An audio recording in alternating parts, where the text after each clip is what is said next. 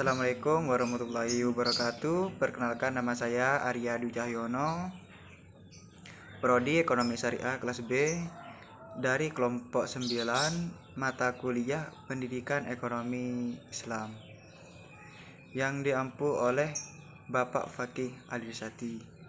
Di sini saya mendapatkan tema tentang politik ekonomi. Dalam politik ekonomi ini saya mendapat 3 pembahasan. Yang pertama, pembiayaan proyek-proyek. Yang kedua, bahaya utang luar negeri. Dan yang ketiga, kredit peralatan dan barang. Pembahasan pertama yaitu pembiayaan proyek-proyek. Pembiayaan proyek atau lazim dikenal sebagai project financing adalah salah satu skema pembiayaan jumlah besar dan umumnya untuk jangka panjang. Dalam hal skema pembiayaan proyek, biasanya terdapat sekelompok investor yang kemudian bertindak sebagai penanam saham dari sebuah perusahaan yang baru dibentuk yang kemudian dikenal sebagai entitas bertujuan khusus (SPV). Perusahaan SPV ini kemudian diharapkan mendesain, membangun, serta mengelola suatu proyek infrastruktur. Untuk mempertegas, Stefani Gatti memberi definisi bahwa pembiayaan proyek adalah suatu bentuk pembiayaan yang diberikan tidak atas dasar kelayakan kredit dari sebuah perusahaan atau sponsor, dan tidak pula bergantung pada nilai aset yang dimiliki oleh para sponsor tersebut. Justru, pemberian pembiayaan proyek bergantung pada kemampuan dari proyek tersebut untuk melakukan pembayaran kembali atas utang, yang biasanya berkaitan dengan bagaimana proyek tersebut kemudian menghasilkan arus kas atau cash flow. Dalam hal ini terdapat beberapa rincian utama dari pembiayaan proyek. Yang pertama, pembiayaan diberikan pada dan dinilai atas dasar dari sebuah entitas yang didirikan hanya untuk proyek tersebut. Kedua, pembiayaan termasuk highly leveraged atau memanfaatkan utang pinjaman dalam jumlah besar yang jumlahnya bisa mencapai hingga 65% sampai 80% dari nilai proyek. Yang ketiga, nilai proyek sangat besar sehingga sulit untuk ditanggung oleh satu bank saja. Yang keempat, dengan demikian pembiayaan umumnya disediakan dengan melibatkan lebih dari suatu lembaga pembiayaan.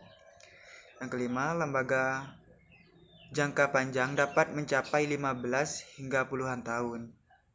Yang keenam, siapapun yang memberikan fasilitas pembiayaan, misalnya bank, tidak memiliki hak regress atau memiliki hak regress yang sangat terbatas kepada para perusahaan sponsor, karena penyedia pembiayaan bergantung pada kelayakan SPV dan keterlibatan para sponsor sebetulnya sangat terbatas. Yang ketujuh, arus kas yang dihasilkan oleh perusahaan SPV ini harus cukup membiayai baik kebutuhan operasional proyeknya dan juga kepentingan untuk melakukan pembayaran kembali atas utang pembiayaan beserta barangnya. Maka penghasilan dari perusahaan SPV akan semula digunakan untuk operasional dan pembayaran utang, dan jika terdapat sisa baru dapat dimanfaatkan sebagai dividen untuk dibayarkan kepada sponsor. Kelebihan yang didapat dari sebuah perusahaan ketika teknik pendanaan proyek adalah: 1. Meminimalkan equity commitment yang akan disertakan di dalam proyek. Yang kedua, peraturan risk sharing dapat dinegosiasikan sesuai dengan sumber proyek yang sedang dikembangkan. Yang ketiga, memisahkan kewajiban proyek dari balance sheet perusahaan dengan menciptakan sebuah special purpose vessel yang mengenai proyek ini.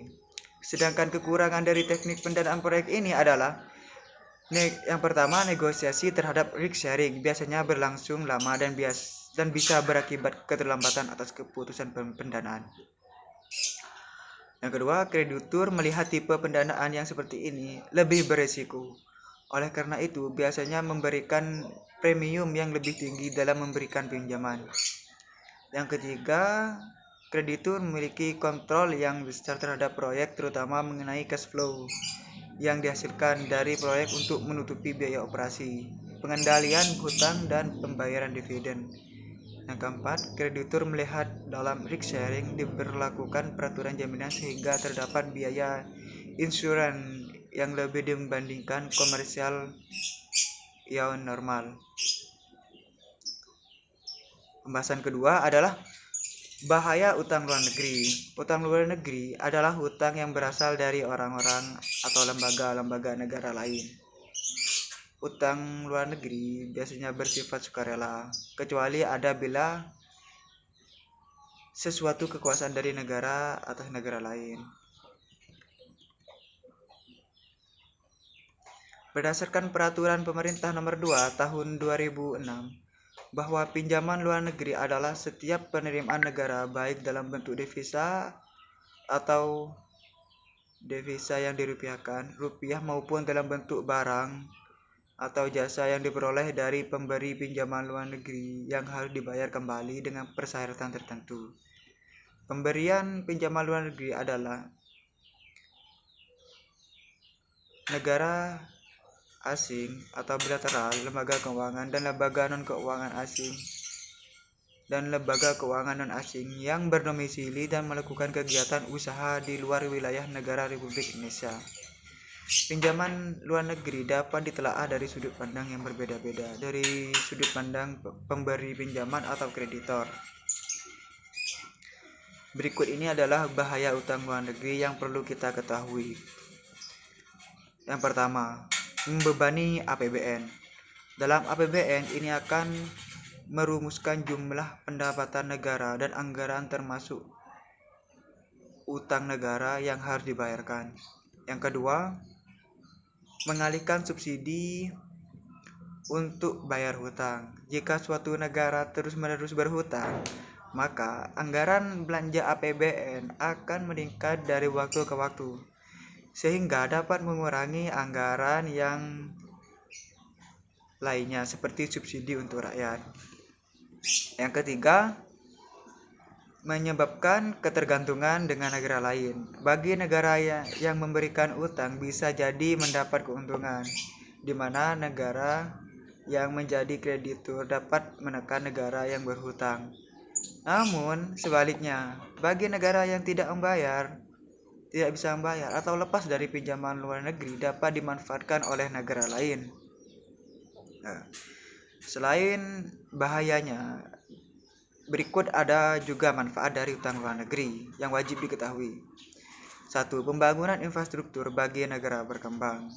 Pada negara berkembang, negara membutuhkan sebagai pembangunan infrastruktur sarana dan prasarana bagi seluruh rakyat. Yang kedua, menutupi kekurangan anggaran. Mengingat fungsi utang negara bisa digunakan untuk menutupi kekurangan anggaran seperti kas jangka pendek dalam belanja yang tidak dapat ditunda dan kekurangan APBN. Yang ketiga, dapat menjalin hubungan bilateral. Yang keempat, sebagai bentuk pengakuan negara lain. Itulah dari bahaya utang luar negeri. Yang ketiga, pembahasan ketiga terakhir adalah fasilitas kredit barang dan peralatan. Fasilitas kredit adalah perjanjian antara suatu bank dan seseorang peminjam yang menghasilkan jumlah maksimum dari kredit yang akan diberikan oleh bank kepada peminjam. Pengertian dari kredit sendiri menurut Undang-Undang Perbankan Nomor 10 Tahun 1998, persetujuan atau kesepakatan pinjam-meminjam antara bank dengan pihak lain yang mewajibkan pihak peminjam melunasi hutangnya setelah jangka waktu yang ditentukan.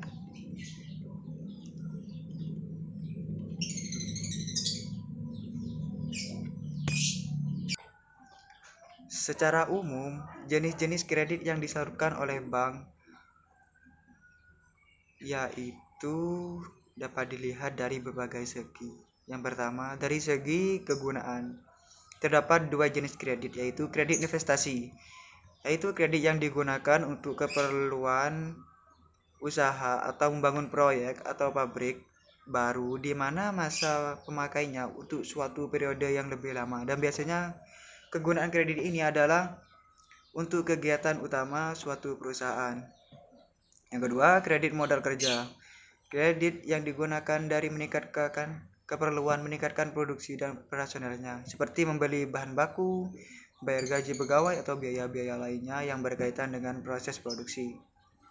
Jenis kredit dilihat dari tujuannya. Yang pertama, Kredit produktif yaitu digunakan untuk meningkatkan usaha, produksi atau investasi. Yang kedua, kredit konsumtif. Kredit konsumtif yaitu kredit yang digunakan untuk dikonsumsi atau dipakai secara pribadi. Yang ketiga, kredit perdagangan yaitu kredit yang digunakan untuk kegiatan perdagangan dan biasanya untuk membeli barang dagangan yang bayarannya diharapkan dari hasil penjualan barang dagangan tersebut. Itulah pembahasan dari saya. Kurang lebihnya mohon maaf. Wassalamualaikum warahmatullahi wabarakatuh.